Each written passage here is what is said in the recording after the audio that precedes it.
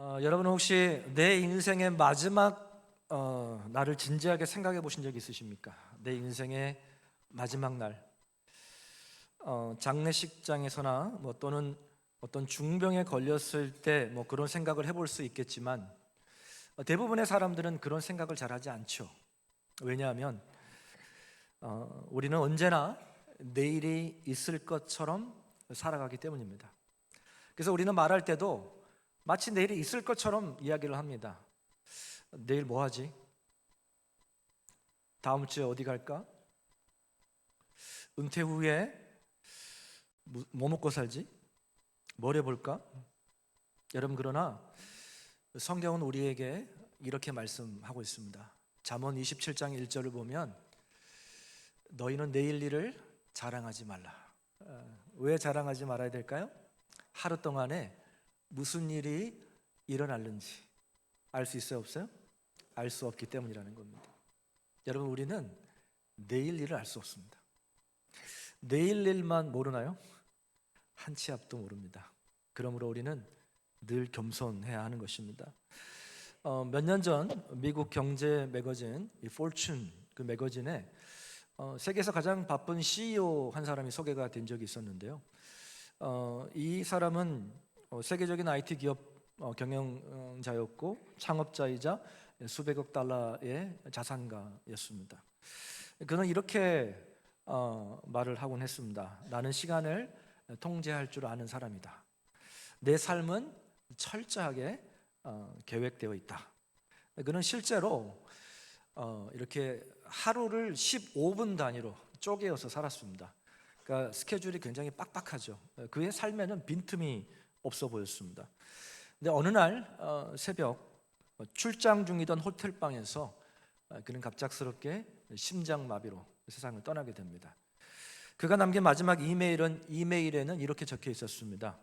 아침 9시 회의, 보고서 검토 후 결제 예정. 여러분, 그러나 그는 그 회의에 참석하지 못했습니다. 그가 죽고 난 다음에 신문 헤드라인에는 이렇게 보도되었습니다. 세상에서 가장 바쁜 CEO, 갑작스러운 죽음. 사람들은 그를 성공한 인생이라고 이야기했지만 그의 인생에는 하나님이 없었습니다. 그 CEO가 남긴 마지막 이메일이 참 저에게는 좀 약간 인상 깊었는데요. 저에게는 그 마지막 이메일의 내용이 이렇게 저에게는 들렸습니다. 오늘이 나의 마지막이 될 줄 몰랐습니다. 여러분, 오늘 본문에 나오는 벨사살 왕도 그날 밤이 자신의 마지막 날이 될 줄 몰랐습니다. 오늘 본문의 배경은 이렇습니다. 이 바벨론의 느부갓네살 왕이 죽고 난 다음에 누가 등장을 하냐면 이 벨사살 왕이 등장을 하게 됩니다. 이 다니엘서에서는 느부갓네살 왕이 죽고 난 다음에 곧바로 이어서 벨사살 왕이 등장을 하는 것처럼 보이지만 이 역사적으로 살펴보면 이 4장과 5장 사이가 최소 23년에서 27년 시간이 흐른 그런 시기였습니다. 느부갓네살 왕이 죽고 난 다음에 그 왕권을 둘러싼 정말 피바람이 불었습니다. 느부갓네살 왕이 죽고 난 다음에 누가 그 뒤를 이어서 왕이 되냐면 그의 아들 에월 무라닥이라는 사람이 이어서 왕이 됩니다. 열왕기 하에 보면 그 이름이 등장을 하는데 이 에월 무라닥이 그 아버지를 이어서 왕이 되는데 그가 몇 년 후에 암살을 당해요. 근데 누구에게 암살을 당하게 되냐면 그의 매형 네르갈 사레셀이라고 하는 이 매형에게 암살을 당합니다. 그래서 이 네르갈 사레셀이라는 사람이 뒤를 이어서 왕이 되죠. 그리고 이제 그가 죽고 난 다음에 이어서 또 그의 아들 라바시 마르독이라는 사람이 또 이어서 왕이 됩니다. 근데 이 라바시 마르독은 1년도 못 되어서 또 암살 당하게 됩니다. 그래서 그 뒤를 이어서 누가 왕이 되냐면 느부갓네살 왕의 또 다른 사위인 이 나보니두스라는 사람이 이름도 진짜 어려워요. 외우려고 했는데 잘 안 외워져요. 나보니두스라는 사람이 이렇게 이어서 왕이 돼요. 근데 이 나보니두스는 정치에 별로 관심이 없는 사람입니다. 그리고 그가 어떤 종교적인 갈등으로 인해서 그 수도인 바벨론 성을 떠나서 멀리 가서 살게 되죠. 그래서 누가 이제 그 바벨론을 중앙 정치를 하게 되냐면 이 나보니두스의 아들 장남인 바로 벨사살이 이 통치하게 됩니다. 섭정왕이에요. 섭정왕. 그러니까 아버지를 대신해서 맡아서 왕권을 행사한 거죠. 표정들을 보니까 무슨 말이다냐 또 이런 표정들이신데, 오늘 이 본문을 이해하기 위해서는 이 역사적인 좀 배경을 알아야 돼요. 느부갓네살 왕 다음에 바로 벨사살 왕이 등장한 게 아니라 이 4장과 5장이 붙어 있지만 그 시간상으로는 최소 23년에서 27년이 지금 흐른 상태인 거죠. 여러분 여기까지 이해되셨죠? 그러니까 그 안에 그 23년 사이에 그 집안 싸움이 막 심했던 거예요. 이 왕권을 차지하기 위해서 피바람이 분 것이죠. 자, 그러면은 여러분 이 벨사살은 실제적으로 느부갓네살 왕의 관계가 어떻게 될까요? 자, 사위의 아들이에요. 자, 그럼 관계가 어떻게 됩니까? 그렇죠. 외손자. 그러니까 벨사살은 느부갓네살 왕의 뭐예요? 외손자예요. 외손자. 자, 그런데 여러분 오늘 성경을 보시면 계속해서 나오는 단어가 뭐냐면 이 벨사살 왕의 부친 이렇게 되어 있어요. 그러니까 마치 아버지와 아들로 소개를 합니다. 근데 그 이유가 뭐냐면 이 고대 근동 국가에서는 이 대부분의 그 조상들을 아버지로 표현을 썼습니다. 아버지라는 단어를 썼어요. 그러니까 이 느부갓네살 왕을 벨사살 왕의 부친이라고 표현한 것이 틀린 표현이 아닌 것이죠. 자, 여러분 이해가 되셨습니까? 네, 이해해 주셔서 감사합니다. 자, 다니엘서 4장과 5장은 딱 붙어 있지만은 시간상으로는 이제 최소 23년에서 27년 사이가 흘렀고 그 사이에 이 느부갓네살 왕의 가족들이 서로 죽고 죽이는 막 그런 피바람이 불었던 거죠. 다니엘이 이 다니엘서 4장과 5장을 기록할 때 독자들로 하여금 이 두 왕을 좀 대조하기를 원했던 것 같아요. 그래서 일부러 아버지와 아들의 관계로 또 의도적으로 보여준 것도 있는 것 같아요. 두 왕을 대조하고 있는데 이 느부갓네살 왕과 이 벨사살 왕이죠. 느부갓네살 왕은 교만했습니다. 그가 굉장히 교만했지만 그러나 나중에 그가 그의 말미에 가서 회개하죠. 그래서 그가 회복이 되는 반면에 벨사살 왕은 끝까지 교만합니다. 끝까지 교만하고 회개하지 않아서 멸망을 당하게 되죠. 그래서 이 다니엘서 4장과 5장은 이 두 왕의 교만함을 이렇게 극적으로 대조시키고 있는 것이죠. 여러분 느부갓네살 왕은 잘 아시죠? 제가 계속해서 다니엘서 강의를 하면서 여러 번 언급했는데 이 바벨론을 세계 최강대국으로 만든 왕이 바로 이 느부갓네살 왕입니다. 이 느부갓네살 왕은 그 다니엘서 4장에 그가 두 번째 꿈에서 본 것처럼 그 거대한 나무와 같이 그 권세가 하늘을 찌를 듯했습니다. 하늘에 닿을 만큼 그 권세가 대단했고 그 명성이 정말 땅끝까지 알려질 정도로 그 명성이 정말 대단했습니다. 그러니까 여러분 교만해질 수밖에 없죠. 그래서 이 느부갓네살이 하루는 이 바벨론 궁에 모든 것이 평안하고 안정되었을 때에 그 지붕을 이렇게 보면서 그 거대한 그 바벨론 성을 바라보면서 이 큰 바벨론은 내가 내 힘으로 내 능력으로 내 권세로 세운 나라다라고 그렇게 자부했어요. 여러분 그런데 성경을 보시면 그가 그 말이 끝나기도 전에 하나님께서 다니엘에게 말씀하셨던 것처럼 하나님께서 그를 완전히 낮춰버리십니다. 그가 들에서 완전히 들짐승과 같이 소처럼 풀을 먹고 그렇게 몇 년을 지내죠? 7년을 지냅니다.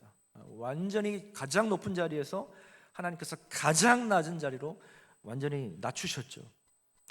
근데 하나님께서 그루터기는 남겨두셨죠. 그래서 그가 그 짐승처럼 7년이 지난 다음에 그가 비로소 하나님을 바라볼 때에 하나님께서 그를 다시 회복시켜 주셨습니다. 이 느부갓네살 왕이 이제 총 몇 년을 통치하냐면 43년을 통치합니다. 굉장히 길게 통치하죠. 근데 그가 다스릴 때만 해도 이 바벨론은 세계 최강이었습니다. 근데 그가 죽고 난 이후에 나라가 이 바벨론 제국이 아주 급속도로 쇠퇴하기 시작합니다. 뭐 그럴 수밖에 없는 것이 서로 왕권 차지하겠다고 막 죽이고 싸우는데 나라가 잘 되겠습니까? 그래서 오늘 이 다니엘서 5장에 벨사살이 왕이 되었을 때는 이미 나라가 기울었어요. 이미 이 메대와 바사 연합군이 모든 영토를 거의 다 정복하고 이제 바벨론 성만 함락하려고 포위하는 상태였습니다. 그러니까 나라가 풍전등화였죠. 완전 위기였습니다. 그러니까 느부갓네살 왕이 첫 번째 그 꿈에서 보았던 그 머리가 금신상이 바벨론이었잖아요. 느부갓네살 왕이었는데 그 다음 나라, 은으로 된 나라 메대와 바사, 페르시아가 등장을 한 것이죠. 자, 여기까지 이해가 되셨죠? 이해가 안 되신 분들은 이해가 되신 분이 에게 물어보시기 바랍니다. 끝나고. 자, 여러분, 그런데 지금 나라가 풍전등화인데, 나라가 지금 위기 가운데 있는데 이 벨사살이 정신을 못 차려요. 큰 잔치를 베풉니다. 자, 우리 1절 한번 함께 읽어볼까요? 1절 말씀 시작. 벨사살 왕이 그의 귀족 큰 잔치를 베풀고 그 천명 앞에서,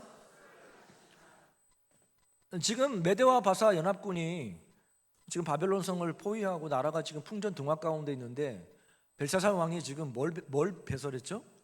잔치를 배설했어요. 정신이 나간 거죠, 완전히. 진짜 이건 참 교만한 생각이었습니다. 여러분, 왜 벨사살 왕이 이 나라가 위기 가운데 있음에도 불구하고 큰 잔치를 베풀었을까요?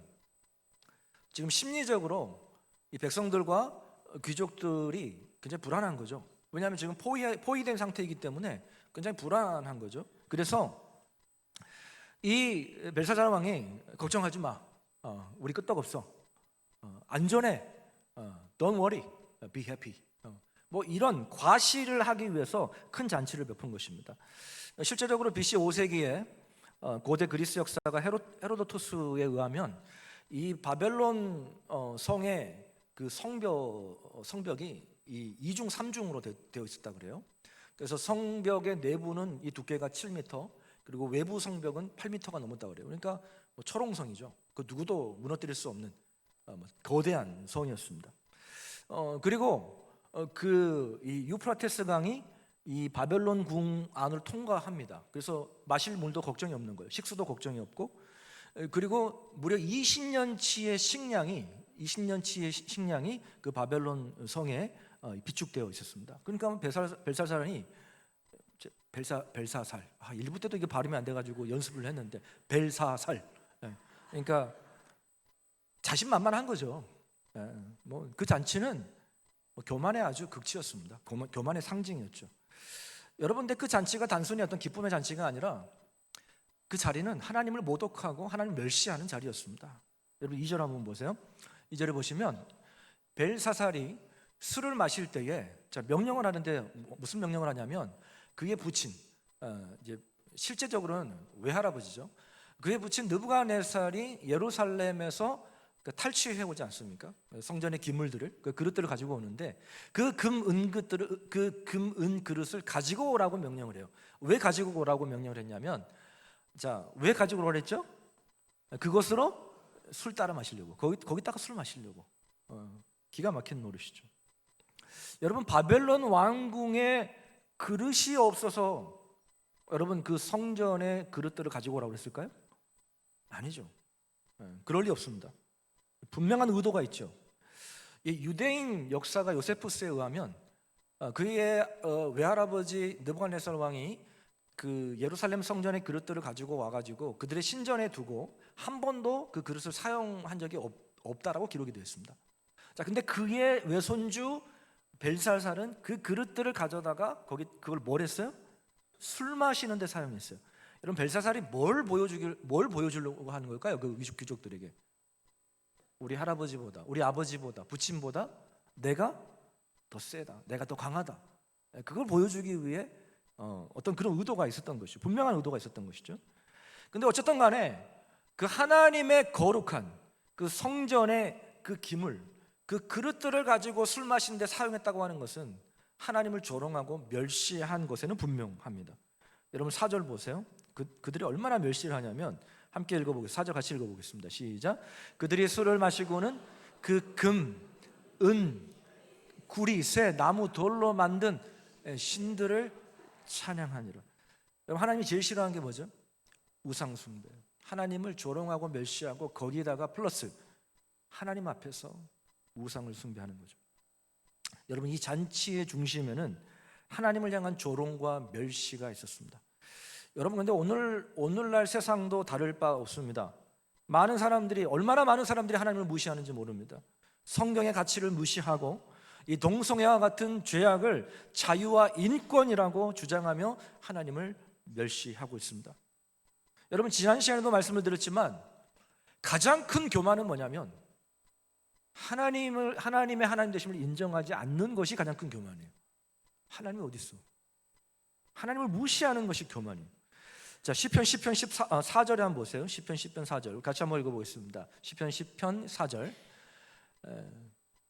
시편 4절입니다. 자, 같이 한번 읽어보겠습니다. 시작.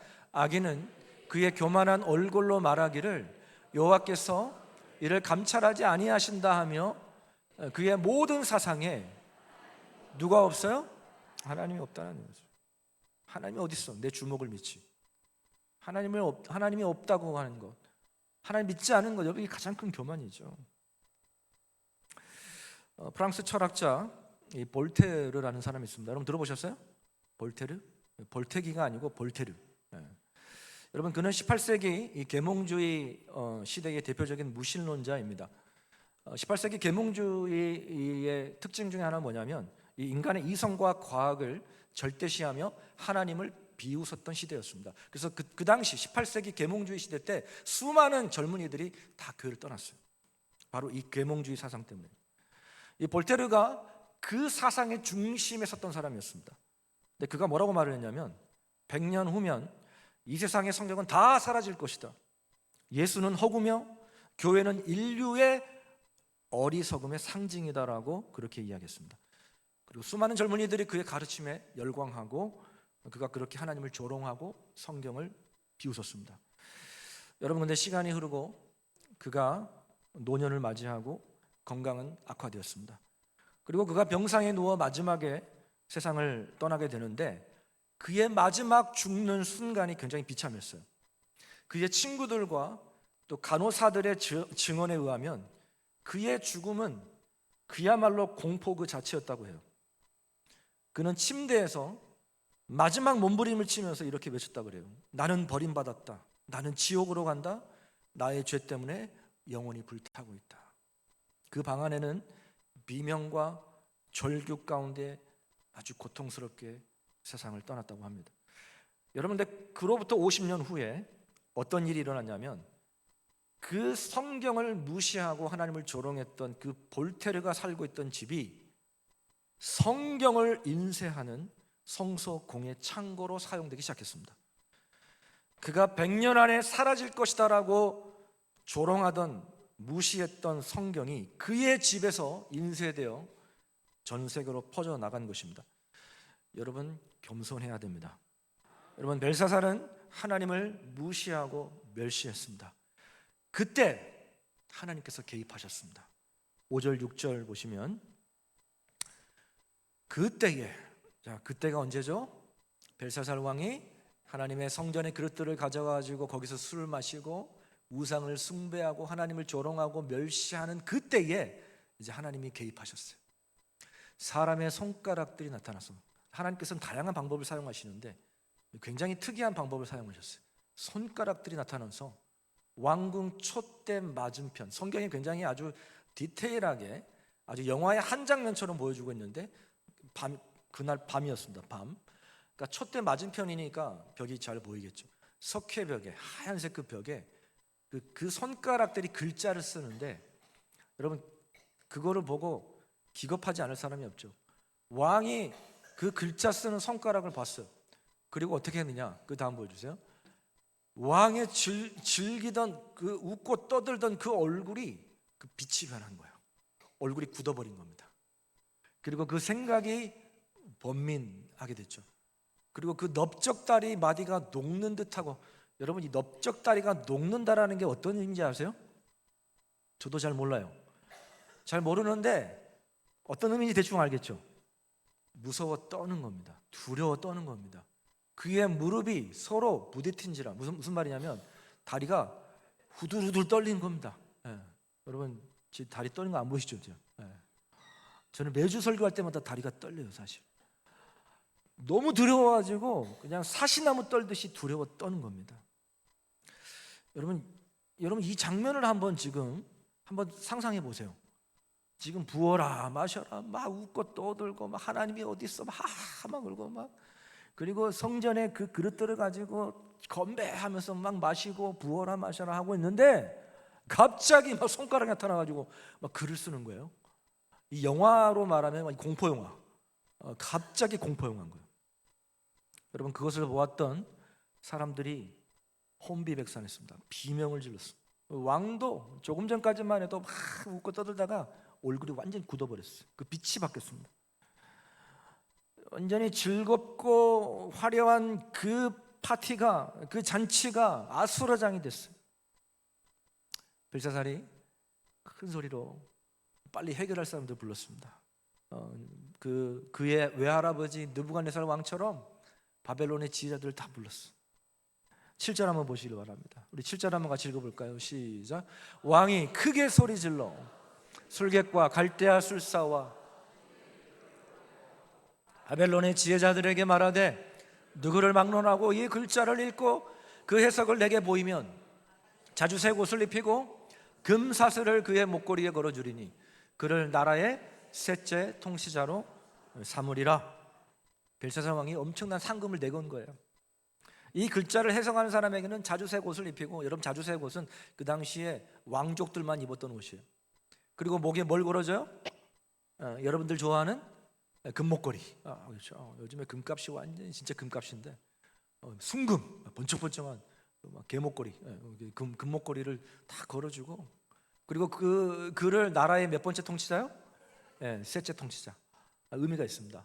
첫 번째 통치자가 누구냐면 그의 아버지 나보니두스가 첫 번째 통치자고, 사실 이제 실제적인 실세는 바로 벨사살이죠. 그러니까 셋째 통치자로 세우겠다는 말은 뭐냐면 2인자로 세우겠다는 거예요. 벨사살 왕 다음으로, 그러니까 나라의 넘버 2가 되는 거죠. 엄청난 상급을 내건 것이죠. 근데 여러분 그 글자를 해석하는 사람이 있었어요, 없어요? 아무도 없습니다. 아무도 없어요. 심지어는 읽지도 못해요. 아마 어떤 글씨인지는 잘 모르겠는데 암호로 돼 있었던 것 같아요. 그러니까 이렇게 모음 없이 자음만, 우리나라로 말하면 기역, 니은, 디귿 막 이런 식으로 그냥 모음 없이 자음만 아마 있었던 것 같아요.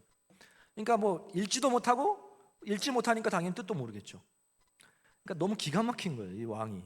자, 그때 누가 등장을 하냐면 그의 어머니가 등장을 합니다. 그 어머니 왕후인데, 그래서 누구를 데리고 오라고 이야기하냐면 누구를 데리고 오라고 했을까요? 다니엘을 데리고 오라고 그랬습니다. 다니엘을. 왜냐하면 그 어머니는 다니엘을 너무너무 잘 알고 있었어요. 느부갓네살 왕 때 있었던 일을 너무 잘 알았죠. 그래서 다니엘을 불러들이죠. 다니엘이 왕 앞에 서서 그 글씨를 해석하기 전에 먼저 그의 부친이었던 느부갓네살 왕에게 있었던 일을 먼저 이야기를 해줍니다. 자, 18절부터 21절까지인데요. 왕이여, 지금 다니엘이 이야기합니다. 왕이여, 지극히 높으신 하나님이, 여러분 다니엘서에서 가장 많이 나오는 표현 중에 하나가 바로 이거예요. 지극히 높으신 하나님. 여러분 지극히 높으신 하나님은요, 이렇게 의도적으로 다니엘이 이렇게 이야기한 거예요. 여러분 느부갓네살 왕, 또 이 벨사살 왕이 자기가 지극히 높은 자라고 이렇게 자기가 교만을 떼었는데, 지극히 높으신 분 누구밖에 없어요? 하나님인 거예요. 지극히 높으신 하나님이 왕의 부친 느부갓네살에게 나라의 큰 권세와 영광과 위엄을 주고, 여러분 누가 주셨다라고 이야기하죠?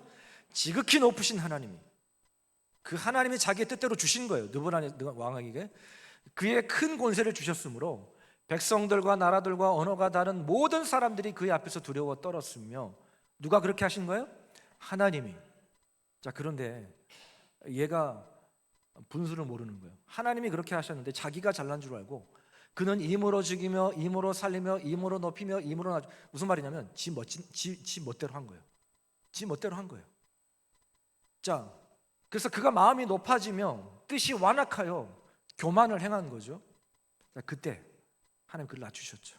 그의 왕위가 폐한 바 되며 그의 영광을 빼앗기고. 같이 읽어볼까요? 시작. 사람 중에서 쫓겨나서 그의 마음이 들짐승의 마음과 같았고 또 들나귀와 함께 살며 또 소처럼 풀을 먹으며 그의 몸이 하늘의 이슬에 젖었으며 지극히 높으신 하나님, 완전히 낮추신 거죠. 사람 나라를 다스리시며 자기 뜻대로 누구든지 그 자리에 세우시는 줄 알게 할 때까지, 하나님을 인정할 때까지 완전히 낮추신 거예요. 다니엘이 이렇게 그 벨사살 왕의 부친에 대한 이야기를 꺼냅니다. 여러분, 벨사살 왕이 그의 부친이 겪었던 일을 알았을까요? 몰랐을까요? 알고 있었을까요? 몰랐을까요? 알고 있었습니다. 너무 잘 알고 있었어요. 어떻게 할 수 있냐면 22절에 다니엘이 이렇게 책망해요. 벨사살이요, 왕은 그의 아들이 되어서 이것을 다 알고도 아직도 마음을 낮추지 아니하십니까? 벨사살은요, 어려서부터 그의 부친에 겪었던 이야기를 수도 없이 들었을 겁니다. 무슨 말이냐면 하나님께서 그에게 아주 오래전부터 돌이킬 수 있는 기회를 주셨어요. 여러분, 심판이 갑작스럽게 임한 것 같지만 그렇지 않아요. 하나님께서 그의 조부, 그의 부친 느부갓네살 왕이 겪은 일을 통해서 수없이 교훈을 주고 있었어요.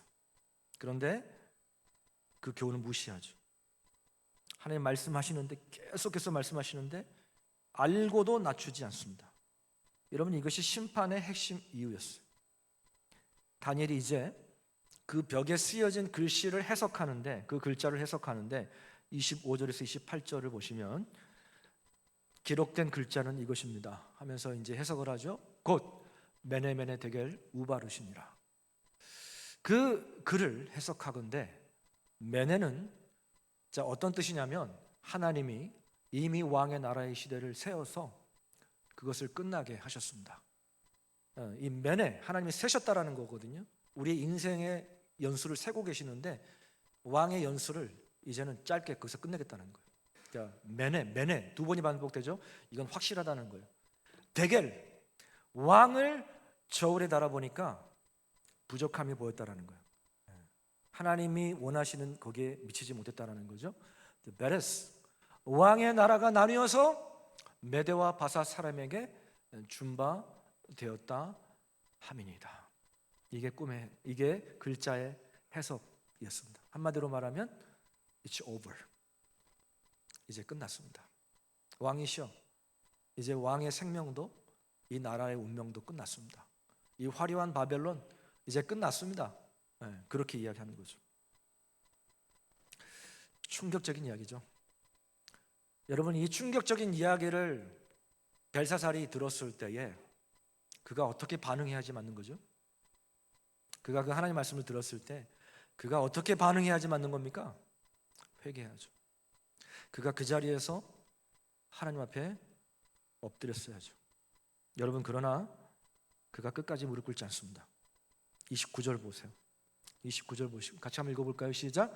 이에 벨사살이 명하여 그들이 다니엘에게 자주색 옷을 입히게 하며 금사슬을 그의 목에 걸어주고 그를 위하여 조서를 내려 나라의 셋째 통치자로 삼으니라. 여러분, 이해가 되세요? 지금 하나님이 끝났다라고 하는데, 너 이제 끝났어 이렇게 이야기하는데 여전히 하나님 앞에 무릎 꿇지 않습니다.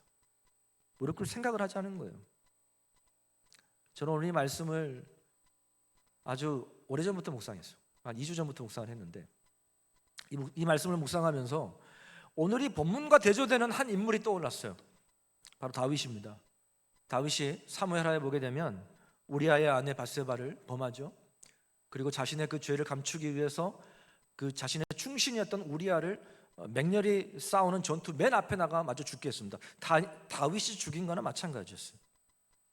엄청난 죄를 지었죠. 하나님께서 그 죄를 드러내기 위해서 나단 선지자를 보내셨습니다. 그리고 책망합니다. 다윗 왕을 책망해요. 여러분, 그 당시 다윗 왕이 최고 잘 나갔을 때였습니다. 모든 전쟁에 나갈 때마다 승리했었습니다. 근데 그 왕을 책망한 거예요, 나단 선지자가. 자, 그때 여러분 다윗 왕이 어떻게 반응했는가? 사무엘하 12장 13절 한번 같이 보겠습니다. 같이 한번 읽어볼까요? 시작. 다윗이 나단에게 이르되 내가 여호와께 죄를 범하였습니다. 여러분, 다윗은 왕이었지만 나단 선지자의 책망을 받고 바로 그 자리에서 하나님 앞에 무릎을 꿇었습니다.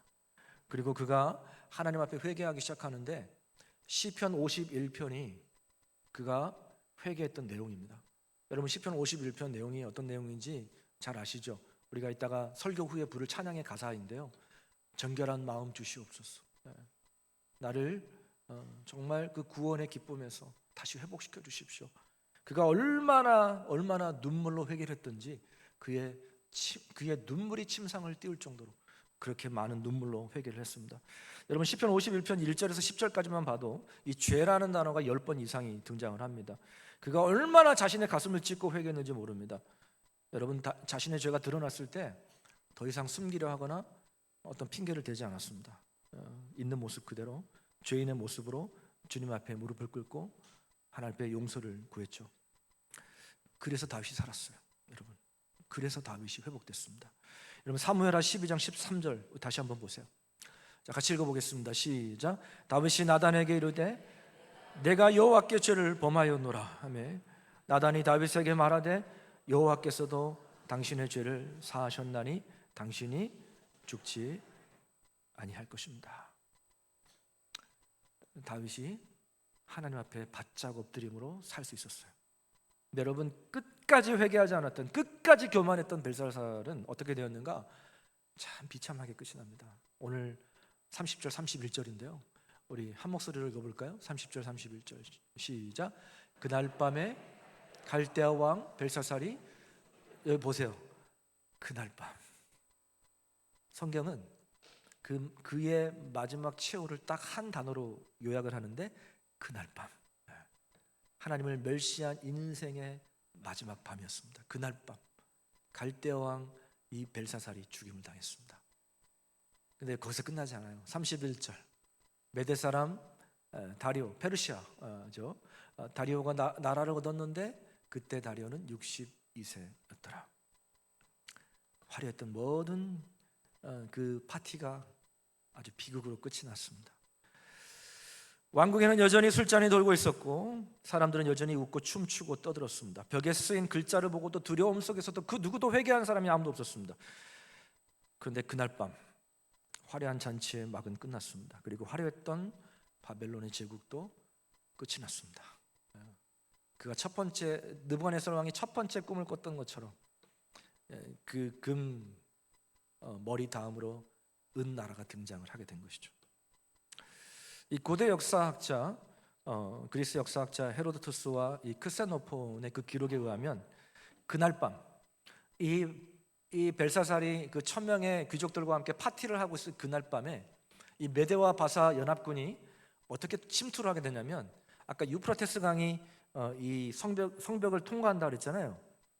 그 유프라테스 강의 줄기를 이렇게 다른 쪽으로 열어가지고 그 수위를 낮춥니다. 그 유프라테스 강 수위를 낮춰서 그 낮아진 수위 거기로 이 메대와 바사 연합군들이 그 안으로 해서 이 성벽 안으로, 성 안으로 들어가게 됩니다. 그리고 그날 밤 이 벨사살이 죽임을 당하게 되고 정말 무너지지 않을 것 같은 그 바벨론 성이 무너지게 됩니다. 끝까지 회개하지 않았을 때 그날 밤 그의 인생은 끝이 났습니다. 그러나 그의 부친 느부갓네살은 교만했지만 마지막에 회개했어요. 여러분, 같은 죄라 할지라도 다른 결말이 있을 수 있습니다. 하나는 회개로 끝이 났고 하나는 멸망으로 끝이 났습니다. 사랑하는 성도 여러분, 오늘이 만약에 여러분의 인생의 마지막 날이라면 여러분은 어떻게 하시겠습니까? 우리에게는 아직도 기회가 있습니다. 아직도 기회가 있어요. 오늘 이 말씀을 주신 거는 어쩌면 우리에게 기회를 주신 건지도 몰라요. 오늘이 바로 돌아설 날입니다. 지금이 돌아설 날입니다. 혹시 내가 하나님 앞에 교만한 것이 있다면, 혹시 내가 하나님이 싫어하시는 생각과 마음이 있다면, 그런 잘못된 습관이 있다면 여러분 오늘 이 시간에 돌아서기를 축복합니다. 그래서 여러분 이 시간이 회개함으로 말미암아 회복의 역사가 있기를 주님의 이름으로 축복합니다. 아멘. 우리 함께 찬양하겠는데요, 우리 다윗이 고백했던 찬양입니다. 정결한 마음 주시옵소서. 우리 함께 우리 회개하는 마음으로 찬양합니다.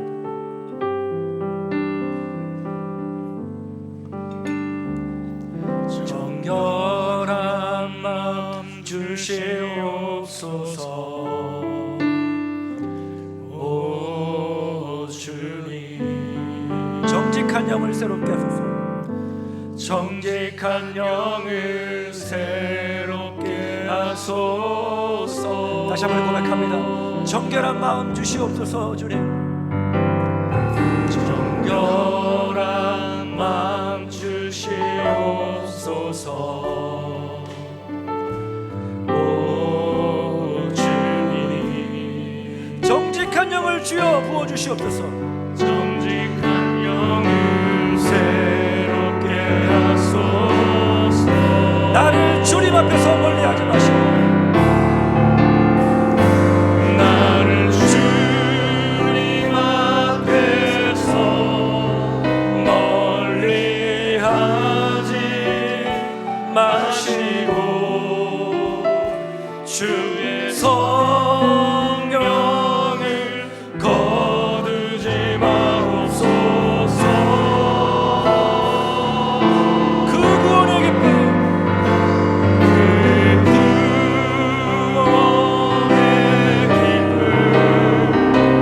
다시 회복시키시고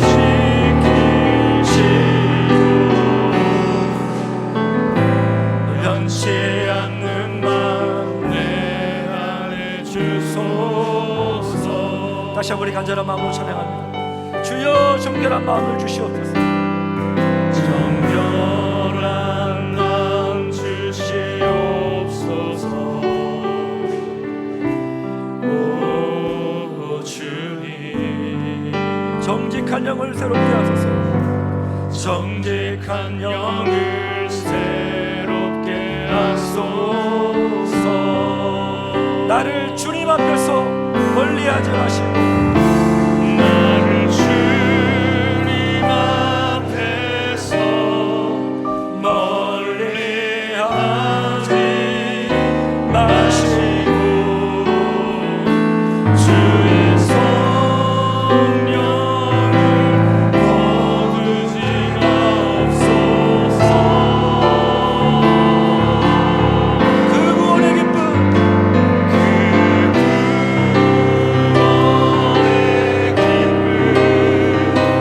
다시 회복시키시고 변치 않는 맘 새롭게 주소서. 나를 주님 앞에서, 나를 주님 앞에서 멀리하지 마시고 주의 성령을 거두지 마옵소서. 그 구원의 기쁨, 그 구원의 기쁨 다시 회복시키시고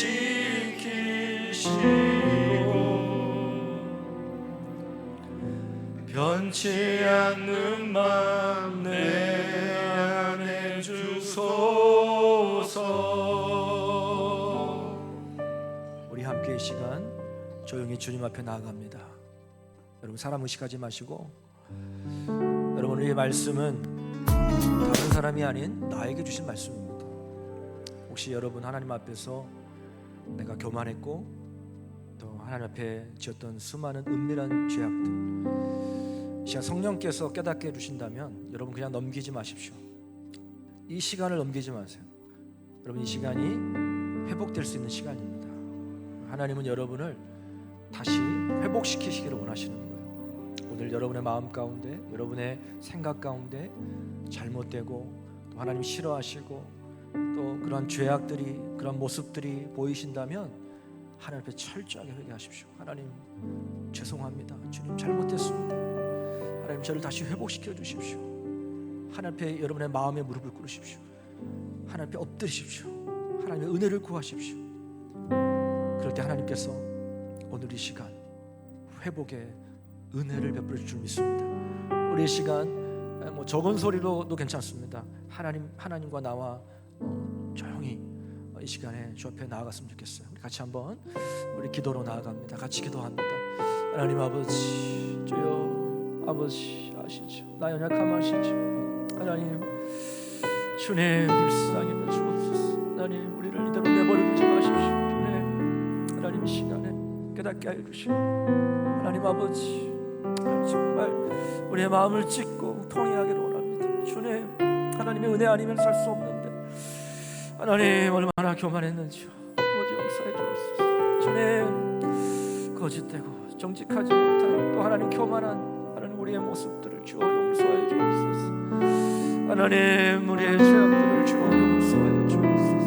하나님 주여 우리를 불쌍히 여겨 주옵소서. 주여 우리를 불쌍히 여겨 주옵소서. 주여 우리 교회를 불쌍히 여겨 주옵소서. 주여 우리 가정을 불쌍히 여겨 주옵소서. 주여 우리의 자녀들을 불쌍히 여겨 주옵소서. 주여 이 나라와 민족을 불쌍히 여겨 주옵소서. 하나님 통회하는 마음을 주시옵소서.